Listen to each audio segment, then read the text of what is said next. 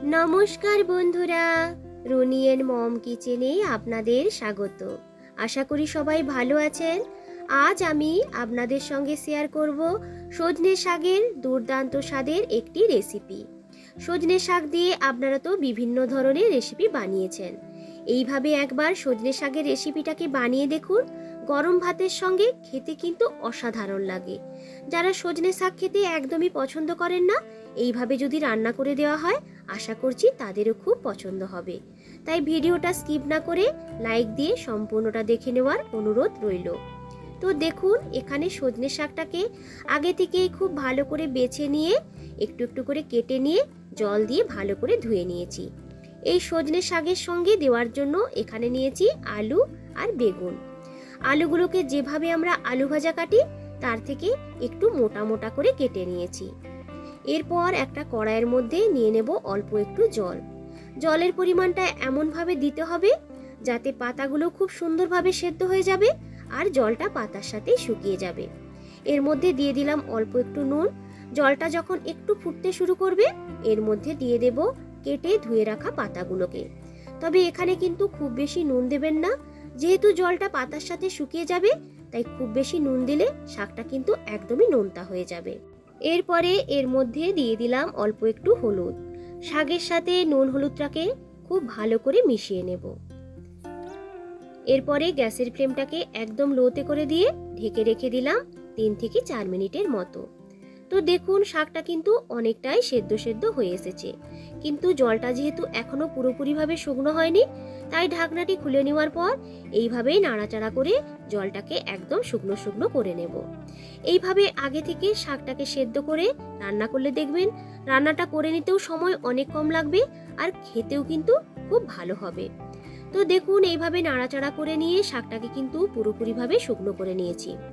এরপর শাকগুলোকে তুলে রেখে দেব একটা বাটির মধ্যে। কড়াইটাকে একটু পরিষ্কার করে নেওয়ার পর এর মধ্যে দিয়ে দিলাম অল্প একটু সর্ষের তেল। তেলটা যখন একটু গরম হয়ে আসবে, এর মধ্যে দিয়ে দিলাম বড়ি। গ্যাসের ফ্লেমটাকে লো টু মিডিয়ামে রেখে বড়িগুলোকে বেশ একটু লালচে করে ভেজে নেব। তো দেখুন, বড়িগুলো কিন্তু আমার ভাজা হয়ে গেছে। এরপর এইগুলোকেও তুলে নেব। কড়াইয়ের মধ্যে যে তেলটা আছে এর সাথে আরও একটু তেল দিয়ে দেব। তেলটা যখন গরম হয়ে আসবে, ফোড়নের জন্য দিয়ে দিলাম কালো জিরে আর দিয়ে দেব একটা শুকনো লঙ্কা। কিছুক্ষণ এইভাবে নাড়াচাড়া করে ভালো করে ফোড়নটাকে ভেজে নেব। যখন ফোড়নের মধ্যে থেকে একটা সুন্দর গন্ধ বেরোতে শুরু করবে, তখন এর মধ্যে দিয়ে দিলাম একটা মিডিয়াম সাইজের কুচিয়ে রাখা পেঁয়াজ। পেঁয়াজটাকে একটু নরম করে এখানে ভেজে নেব। গ্যাসের ফ্লেমটাকে লো টু মিডিয়ামে রেখে এইভাবে নাড়াচাড়া করে পেঁয়াজটিকে একটু ভেজে নিয়েছি। যখন পেঁয়াজগুলো একটু ভাজা ভাজা হয়ে আসবে আর একটু নরম হয়ে যাবে, তখন এর মধ্যে দিয়ে দেব কেটে রাখা আলুগুলোকে আর সাথে দিয়ে দেব পরিমাণ মতো আর একটু নুন। সমস্ত কিছুকে ভালো করে মিশিয়ে নিয়ে একটু কষিয়ে নেব। এরপর গ্যাসের ফ্লেমটাকে একদম লোতে করে ঢেকে কিছুক্ষণের জন্য রেখে দিলাম। এইভাবে ঢাকনা দিয়ে রান্না করলে দেখবেন আলুগুলোও বেশ একটু সেদ্ধ সেদ্ধ হয়ে আসবে আর পেঁয়াজটাও কিন্তু অনেকটাই নরম হয়ে যাবে। ঢাকনাটি খুলে নেওয়ার পর কিছুক্ষণ এইভাবে নাড়াচাড়া করে আলুগুলোকে একটু ভেজে নিয়েছি। এরপর এর মধ্যে দিয়ে দিলাম কুচিয়ে রাখা বেশ কিছুটা পরিমাণ রসুন। রসুনের মধ্যে যে একটা কাঁচা গন্ধ থাকে, যতক্ষণ না পর্যন্ত সেই কাঁচা গন্ধটা চলে যাচ্ছে, এইভাবে রসুনটাকে একটু ভেজে নেব। তো দেখুন, এখানে পেঁয়াজ এবং রসুনটা খুব ভালো করে ভাজা হয়ে গেছে। এরপর এর মধ্যে দিয়ে দিলাম কেটে রাখা বেগুনগুলোকে। সব কিছুর সাথে বেগুনগুলোকে ভালো করে মিশিয়ে নিয়েছি। এর মধ্যে দিয়ে দিলাম অল্প একটু হলুদের গুঁড়ো। সবজির সাথে হলুদটাকে ভালো করে মিশিয়ে নিয়েছি। এরপর গ্যাসের ফ্লেমটাকে একদম লোতে করে দিয়ে ঢেকে রেখে দেব 2 থেকে 3 মিনিটের মতো। এতে করে দেখুন বেগুনটা কিন্তু অনেকটাই নরম হয়ে গেছে আর আলুগুলোও কিন্তু বেশ একটু ভাজা ভাজা হয়ে এসেছে। ঢাকনাটি খুলে সমস্ত কিছুকে মিশিয়ে নিয়েছি। এর মধ্যে এরপরে দিয়ে দিলাম 2টো কাঁচা পাকা লঙ্কা। ঝালের পরিমাণটা অবশ্যই আপনারা আপনাদের প্রয়োজন মতো দিয়ে দেবেন। আলুগুলো যখন একটু সেদ্ধ হয়ে আসবে আর বেগুনটাও বেশ একটু নরম হয়ে যাবে, এই সময় এর মধ্যে দিয়ে দেব সেদ্ধ করে রাখা শাকটাকে।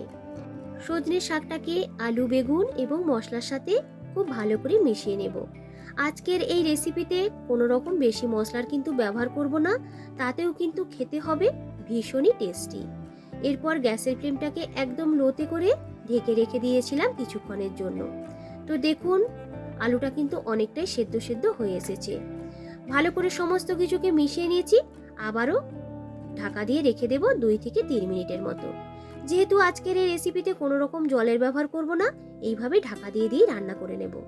প্রায় 3 থেকে 4 বারের মতো ঢাকনা দিয়ে রান্না করে নিয়েছি। এতে করে দেখুন সমস্ত কিছু ভালো করে সেদ্ধ হয়ে গেছে। নুনটা একটু কম বলে মনে হয়েছিল, দিয়ে দিলাম নুন আর দিয়ে দেব অল্প একটু চিনি। যদি আপনারা চিনিটা পছন্দ না করেন সেক্ষেত্রে স্কিপ করতে পারেন।